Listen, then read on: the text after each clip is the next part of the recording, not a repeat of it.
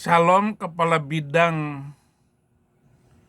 Pengembangan Dakwah Marga Iskariot bernama Donditan bin Yudas Iskariot.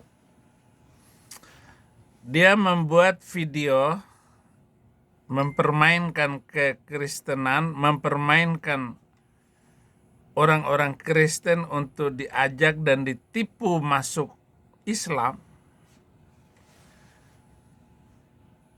Ini dia. Gak ada ajaran begini, kalau lu dijahatin sama orang, lu boleh ngelawan nggak? Kalau di ajaran lu? Nggak boleh. Tambah Nggak boleh. kiri, Kenapa? kasih kanan. Karena Yesusnya juga sama. Ya waktu dipikul salib kan Nah, dipecut aja nggak ngelawan. Ya, Padahal dia ngelawan. maha kuasa. Kalau dia maha kuasa, sekarang kalau di jalan lu ditampar orang kanan, kasih pipi kiri ya? Kenapa? Tonjok. Kenapa? sakit tuh cocok. Sakit kan?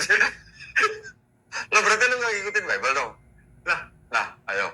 ya kan dia suci. Saya kan manusia. Tapi kan Yesus ngajarin murid-muridnya begitu. Kalau ditampar pipi kanan, kasih pipi kiri. Kenapa lu nggak ngikutin ajarannya? Iya, memang begitu. Itu perumpamaan, itulah begitu rendah hati. Nggak usah ngelawan orang yang mengkhianati kita, supaya dunia ini damai. Sementara ajaran Quran, surat kelima ayat 45 umpama, gigi pun harus dibalas. Dirontokin gigi, nyawa ganti nyawa, luka pun ada kisosnya.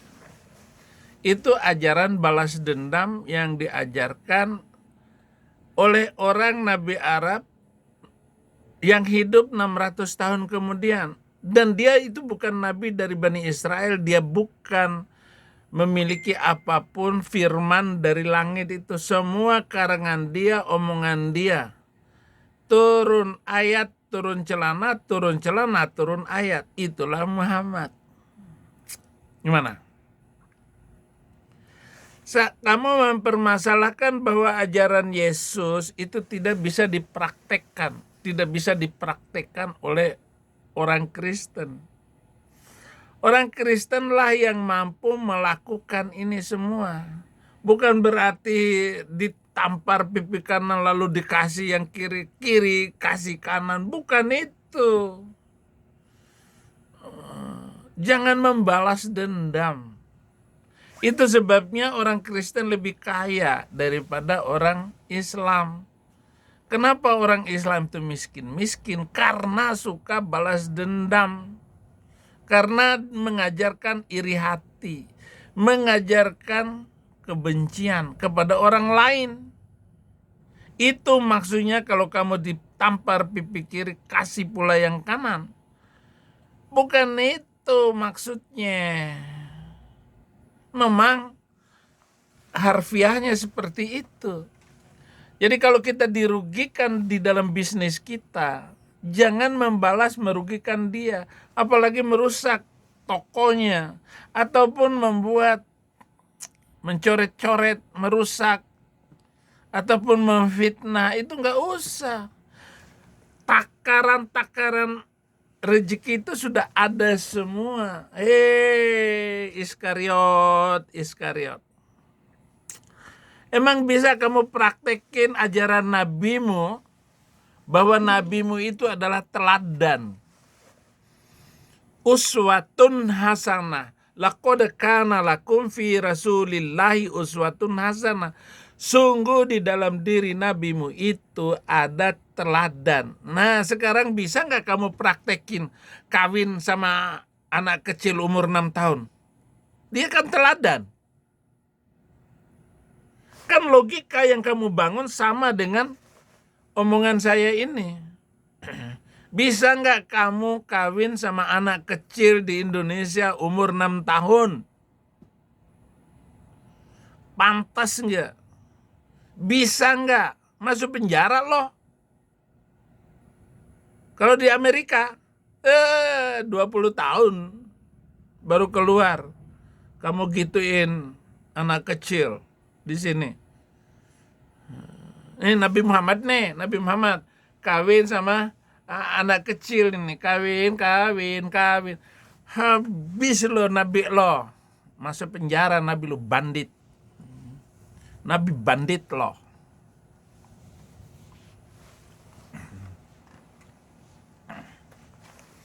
Bisa ngawinin menantu? Bisa. Tapi pantas nggak itu disebut rahmatan lil alamin?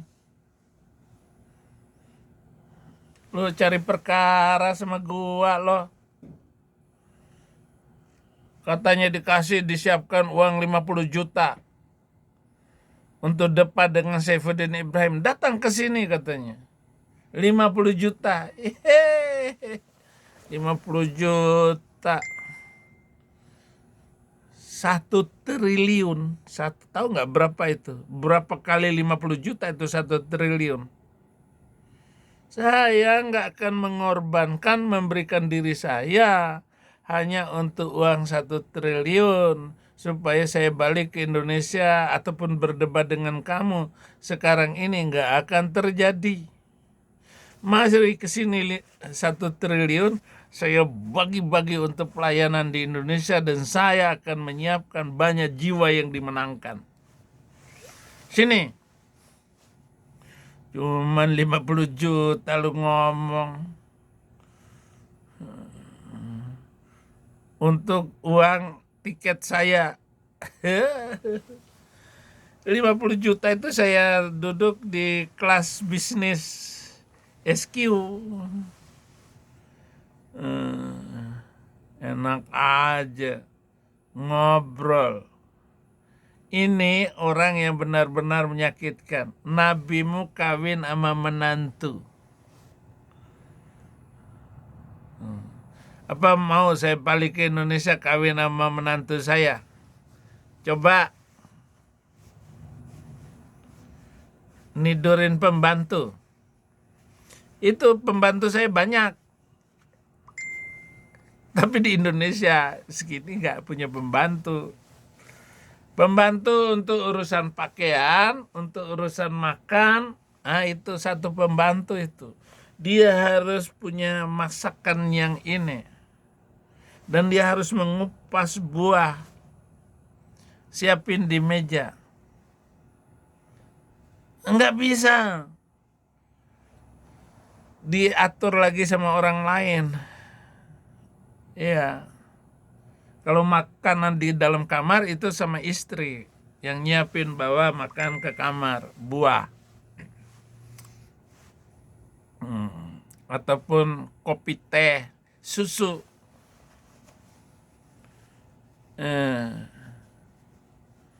Jangan kayak itu ada pelayan rumah makan warteg.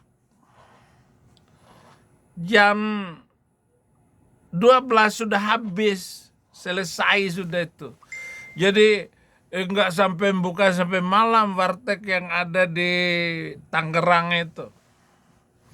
Cara menyajikannya itu loh, dogitang. Makanya jam 12 paling lama jam 1. Jam 1 siang itu sudah habis makanannya. Karena pelayannya pinter. Datang senyum gitu. Ini cerita-cerita untuk donditan gitu. Bapak mau minum air putih, kopi, teh, apa susu gitu. Sambil memperlihatkan susunya. Itulah hadis nabimu itu, bisa dipraktekkan nggak? Ridhoatul kabir, memberikan susu kepada orang dewasa. Nabimu yang menyuruh menyusui orang dewasa dalam hadis Bukhari dan Muslim.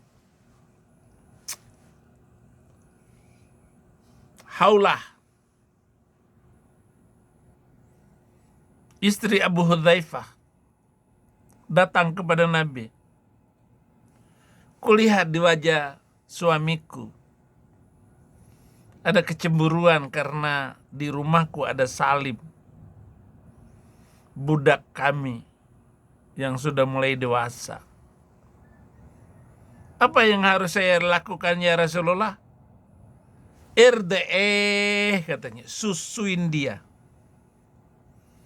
Wa kaifa ana ardi'eh wa huwa rajulun lihyah wa syarib wa lihyah. Itu anak sudah berkumis dan berjenggot. Muhammad bilang, araftu, saya kenal, saya tahu Salim. Akhirnya istri Abu Hudzaifah pulang ke rumahnya, lalu disusuin itu. Susuin anak angkatnya itu. Dogitang Iskariot bisa nggak melaksanakan ajaran itu? Ayo Donditan. Dogitang. Nggak bisa menyusui orang dewasa, hanya ada di dalam ajaran Islam. Maukah istrimu menyusui sopir kamu supaya satu susuan dengan kamu, atau pembantu kamu, atau tukang masak, tukang kebun kamu menyusui istri kamu seperti perintah nabimu? Ini baru akhlak. Belum hukum Islam tidak bisa diberlakukan dimanapun. Karena hukum Islam itu adalah hukum jahiliyah, hukum binatang. Artinya hanya hak bangsa binatang yang mau memberlakukan hukum kamu itu, yaitu Al-Quran. Afa hukmal jahiliyati yabghun wa man ahsanu minallahi hukman liqaumi yuqinun. Apakah hukum jahiliyah yang mereka kehendaki? Dan bukankah hukum Allah yang harus dilaksanakan bagi orang yang yakin, yang percaya? Segala bentuk hukuman Al-Quran, undang-undangnya dan syariatnya harus dijauhkan dari umat manusia, karena hukum itu adalah hukum jahat. Bandit. Ya bandit tuh Nabi lo, bandit. Masa mengajarkan menyusui orang dewasa, Donditan? Aneh kan? Tapi itulah nabimu. Lu ngomong kayak begitu, wawancara sama orang yang mau masuk Islam, mu'alaf. Artinya apa? Ajaran itu bagus. Bagus, tapi saking bagusnya tidak bisa diterapkan. Bagus, tapi saking bagusnya tidak bisa diterapkan. Ada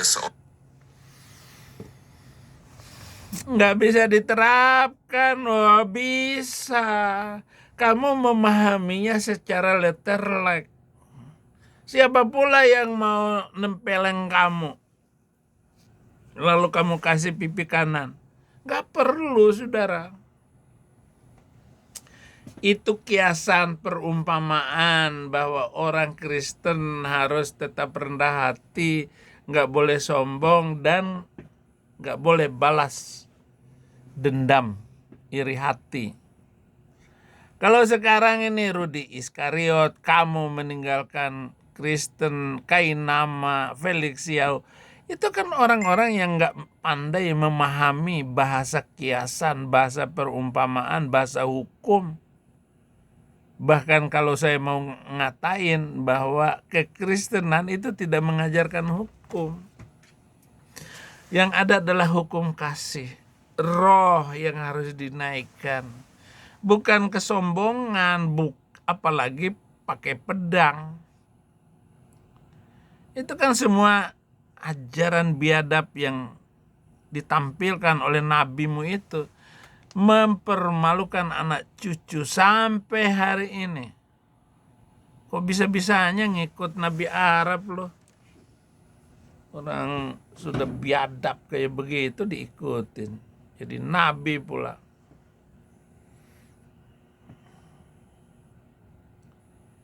perintah-perintahnya.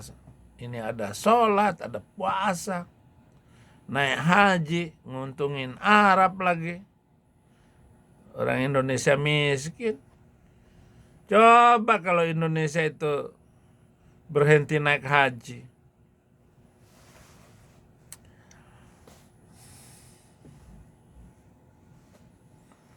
Aku heran bahwa kamu begitu lekas berbalik daripada Dia yang oleh kasih karunia Kristus